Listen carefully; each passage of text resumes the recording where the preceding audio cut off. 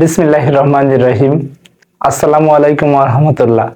প্রিয় শিক্ষার্থীরা, welcome to মুমিনুলস teaching home. প্রিয় শিক্ষার্থীরা, এই ভিডিওটির মাধ্যমে তোমাদের নবম শ্রেণীর বিজ্ঞান বইয়ের পঞ্চম অধ্যায়ের 83 পৃষ্ঠায় বোর পরমাণু মডেলের সীমাবদ্ধতা সম্পর্কে আলোচনা করা হবে। ভিডিওটি অনেক গুরুত্বপূর্ণ। যারা তোমরা বোর পরমাণু মডেলের পূর্বের ভিডিও দুইটা দেখোনি, দেখে আসতে পারো। এখন আমরা চলে যাচ্ছি বোর পরমাণু মডেলের সীমাবদ্ধতার মূল আলোচনা অংশে।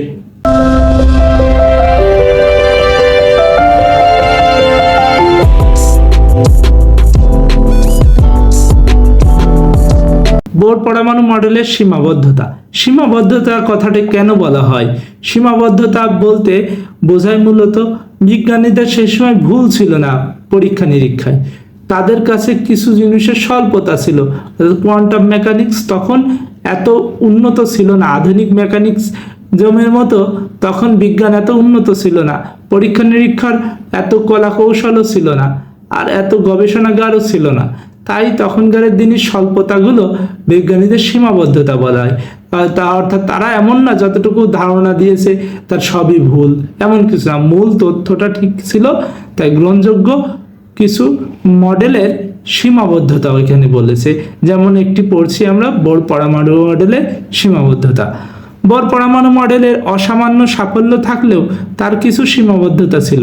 এটি এক ইলেকট্রন বিশিষ্ট পরমাণুর পারমাণবিক বর্ণালী ব্যাখ্যা করতে পারলেও একাধিক ইলেকট্রন বিশিষ্ট পরমাণুর ক্ষেত্রে পারমাণবিক বর্ণালী ব্যাখ্যা করতে পারছিল না। যেমন আমরা এর আগের ভিডিওতে বলেছিলাম যে হাইড্রোজেন পরমাণুর পারমাণবিক বর্ণালী বোর পরমাণু মডেল দ্বারা ব্যাখ্যা করা যায়। কিন্তু যদি আমি বলি পটাশিয়ামের, তারপরে আমি যদি বলি সিজিয়ামের, আমি যদি বলি ক্রিপ্টনের, আমি যদি বলি আর্সেনিকের, এসব মৌলগুলো তো পর্যায় সারণীর মৌল, কিন্তু এগুলোর বর্ণালী অনেক বেশি হয়। এগুলোর বর্ণালী ব্যাখ্যা করা সম্ভব হয়নি বোর পরমাণু মডেল দিয়ে, অর্থাৎ এই বোর পরমাণু মডেলের তত্ত্ব দিয়ে সম্ভব হয়নি। বোর পরমাণু মডেল অনুযায়ী ইলেকট্রন যদি এক শক্তি স্তর থেকে অন্য আরেকটি শক্তি স্তরে গমন করে, তাহলে নির্দিষ্ট পরিমাণ শক্তির কারণে পারমাণবিক বর্ণালীতে একটি মাত্র রেখা পাওয়া যায়। কিন্তু পরীক্ষা করে দেখা গেছে যে প্রত্যেকটি রেখা আসলে অনেকগুলো ক্ষুদ্র রেখার সমষ্টি। অর্থাৎ এখানে অনেকগুলো রেখার সমন্বয়ে রেখাগুলো সৃষ্টি হয়। একটি মাত্র শক্তি না থেকে কাছাকাছি ভিন্ন কিছু শক্তি রয়েছে যার কোনো ব্যাখ্যা নেই। অর্থাৎ যে কথাটি বললাম, সমসাময়িক এমন কোনো যন্ত্রপাতি সে সময় ছিল না যাদের বিজ্ঞানী বোর এগুলোর পরীক্ষা নিরীক্ষা অতি সুষ্ঠুভাবে করার সুযোগ পেয়েছে।